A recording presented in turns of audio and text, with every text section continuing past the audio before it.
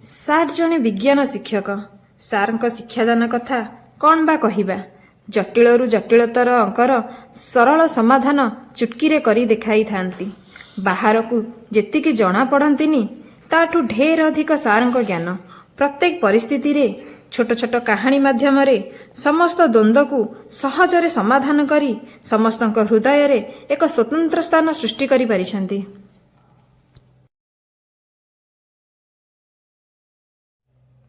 ଜଣେ ଦକ୍ଷ ପ୍ରଶାସକ, ଦକ୍ଷ ଶିକ୍ଷକ ତଥା ଦକ୍ଷ ବ୍ୟକ୍ତିତ୍ୱର ଅଧିକାରୀ ଏହି ମହାଭାଗ ଜୀବନରେ କେବେ କେଉଁଠି ହାରି ନାହାନ୍ତି। ଆଗାମୀ ଦିନଗୁଡ଼ିକ ମହୋଦୟଙ୍କର ଏଇଭଳି କଟିଯାଉ, ଏତିକି ଜଗନ୍ନାଥଙ୍କ ନିକଟରେ ପ୍ରାର୍ଥନା। ଆମର ପ୍ରଧାନ ଶିକ୍ଷକ ଅକ୍ଷୟ କୁମାର ଜେନା ମହାଶୟ ବିଦ୍ୟାଳୟରୁ ଅବସର ନେଉଛନ୍ତି। ତୁମେମାନେ ବିଦ୍ୟାଳୟର ରୋଷେଇ କାର୍ଯ୍ୟରେ ସହଯୋଗ କରୁଛ, ତେଣୁକରି ସାର୍ଙ୍କ ବାବଦରେ ତୁମେ କ'ଣ କହିବ? ତାର ପ୍ରଧାନ ଶିକ୍ଷକ ଅକ୍ଷୟ କୁମାର ଜେନା ସାର୍ ଆମର ବହୁତ ଭଲ। ଆଉ ରୋଷେଇବାସ ଆମର ଭଲ ହେଲା କି ନହେଲେ ଆସିକି ଦେଖନ୍ତି, ସବୁବେଳେ ଭଲ କର ବୋଲି ପରାମର୍ଶ ଦିଅନ୍ତି। ଆଉ ଖାଦ୍ୟ ଘୋଡ଼େଇକି ରଖ ବୋଲି କୁହନ୍ତି। ଆଉ ବସ୍ତ୍ର ପିନ୍ଧ, ରଖ ପରିଷ୍କାର ରଖ, ସବୁ କଥା ଆସିକି ଆମକୁ ଦିଅନ୍ତି, ଭଲ କଥା କୁହନ୍ତି। ଆଉ ସାର୍ ରୋଷେଇ ଘରକୁ ଆସନ୍ତି, ପିନ୍ଧ ମାସ୍କ ପିନ୍ଧି। ନା ଯେମିତି କାମ ବି ସେମିତି। ନାମକୁ ସାର୍ଥକତା କରିଛନ୍ତି ନିଜର କର୍ତ୍ତବ୍ୟ ସମ୍ପାଦନ କ୍ଷେତ୍ରରେ ଓ ଶିକ୍ଷାଦାନ କ୍ଷେତ୍ରରେ। ଛାତ୍ରଛାତ୍ରୀମାନଙ୍କର ମନରେ ଥିବା ସମସ୍ତ ସନ୍ଦେହକୁ କ୍ଷୟ କରିବା ସହିତ ଅକ୍ଷୟ ନାମକୁ ସାର୍ଥକତା କରିଛନ୍ତି। ଜଣେ ପ୍ରଶାସକ ଭାବରେ ଧୀର ସ୍ଥିର ରହି ପରିସ୍ଥିତିକୁ ବୁଝି ବିଚାରି ସେ ଉତ୍ତମ ପଦକ୍ଷେପ ନେଇ ସମସ୍ତ ପରିସ୍ଥିତିରେ ସୁଚାରୁ ରୂପେ ହ୍ୟାଣ୍ଡେଲ୍ କରିଥାନ୍ତି। କୌଣସି ପରିସ୍ଥିତିରେ ଧୈର୍ଯ୍ୟହରା ହେବା ଆମେ କେବେ ଦେଖିନାହୁଁ। ସବୁବେଳେ ଶାନ୍ତ ରହି ଉଚିତ ସମୟରେ ଉଚିତ ପଦକ୍ଷେପ ନେବା ତାଙ୍କଠାରୁ ଆମେ ଶିଖିଛୁ। The best mentor we ever met, none other than our HM sir. We miss you sir.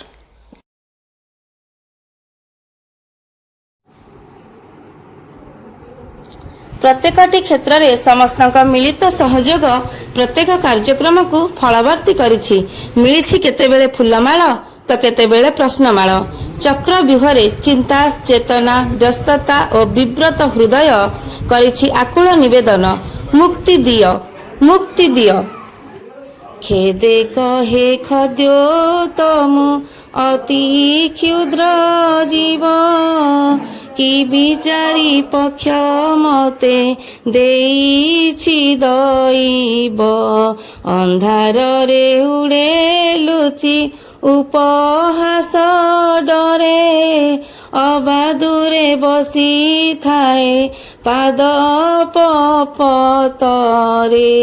ଅଙ୍ଗେ ମୋର ଜ୍ୟୋତି ଥିବା ନାହିଁ ମତେ ଜଣା, ନ ଚାହେଁ ମୁଁ ଜ୍ୟୋତିଷ୍କରେ ହେବା ପାଇଁ ଗଣା। ସମୟର ବିବର୍ତ୍ତନରେ ପ୍ରତ୍ୟେକଙ୍କର ଏଇ ଅବସ୍ଥା, ଏଇ ତ ଜୀବନର ବାସ୍ତବତା।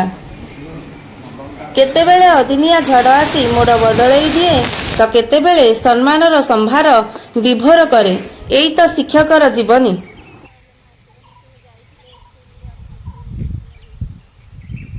ନଥିଲା ଏ ଆସନ ପ୍ରତି ମୋହ, ଥିଲା ତ ତ୍ୟାଗ। ନଥିଲା ଅହଙ୍କାର, ଥିଲା ତ ସୁବିଚାର। ଅଫିସରେ ସାର୍ଙ୍କ ପାଇଁ ଉଦ୍ଦିଷ୍ଟ ଚେୟାରରେ ସାର୍ କମ୍ ସମୟ ବସନ୍ତି, କିନ୍ତୁ ଅଧିକ ସମୟ ସେ କମନ ରୁମ୍ରେ ବସି ଷ୍ଟାଫଙ୍କ ସହ ବିଭିନ୍ନ ଡିସ୍କସନ୍ କରିଥାନ୍ତି। ପ୍ରତ୍ୟେକଟି କାର୍ଯ୍ୟ ସମ୍ପାଦନ କରିବା ପୂର୍ବରୁ ସାର୍ ଷ୍ଟାଫ୍ ମିଟିଂ କରି ମତାମତ ଲୋଡ଼ିଥାନ୍ତି, ଯାହାଦ୍ୱାରା ସାର୍ଙ୍କ କୃତ ପ୍ରତ୍ୟେକଟି କାର୍ଯ୍ୟ ସଫଳତାକୁ ସ୍ପର୍ଶ କରିଥାଏ ସହଜରେ ଆଉ ସରଳ ଭାବରେ।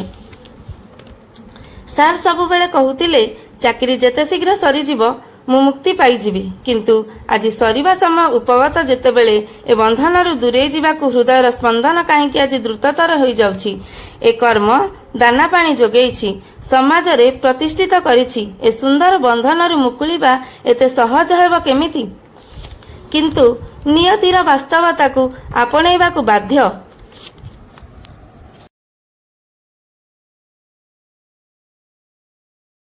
ଆପଣ ଏଇଠୁ ବିଦାୟ ନେବା ପରେ ଏ ମାଟି, ପାଣି, ପବନ, କାନ୍ଥ, ଗଛଲତା, ଚେୟାର, ଟେବୁଲ, ଷ୍ଟାଫ ସମସ୍ତେ ଝୁରିବେ। ଏ କେନ୍ଦୁପଡ଼ା ମାଟି ଗୁମୁରି ଗୁମୁରି କାନ୍ଦିବ।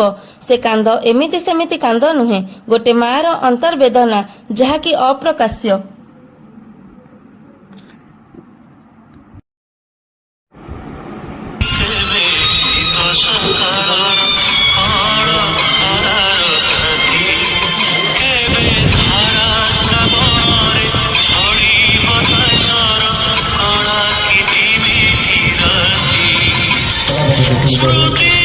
ଏବଂ ମା ସରସ୍ୱତୀ ଏହି ଗଣେଶ ସହାୟ ହୁଅନ୍ତୁ। ଇଚ୍ଛା ହେଉନି ଏ ଦୀର୍ଘ ଯାତ୍ରାରୁ ବିରତି ନେବାକୁ, କିନ୍ତୁ ନିରୁପାୟ।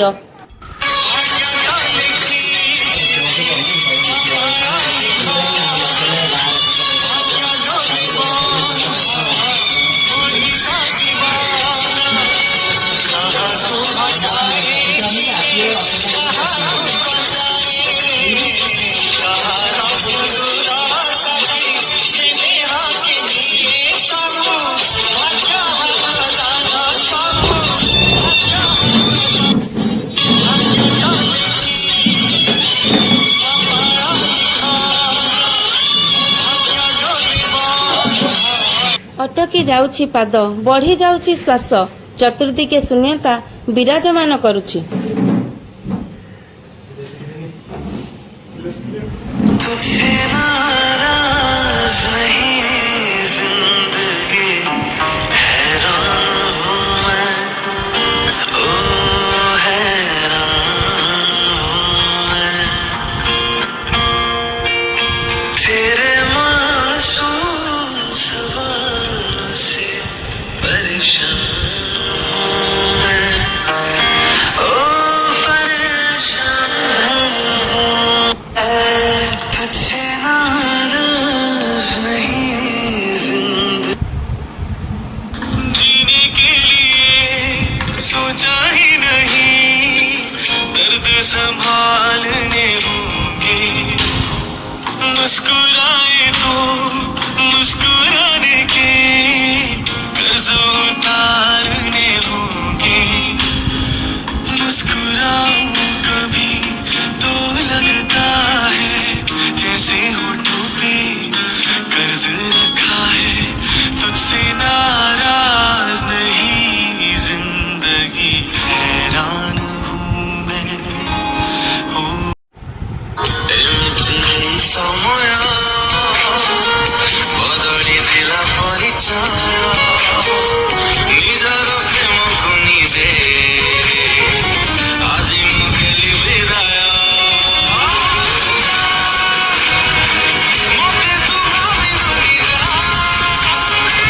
ମୋ ପାଇଁ ଝୁଲିଲୁନି ଯା, ତୋ ଭଲ ପାଇବାର ଆଜି ଶେଷ ଅଧ୍ୟାୟ।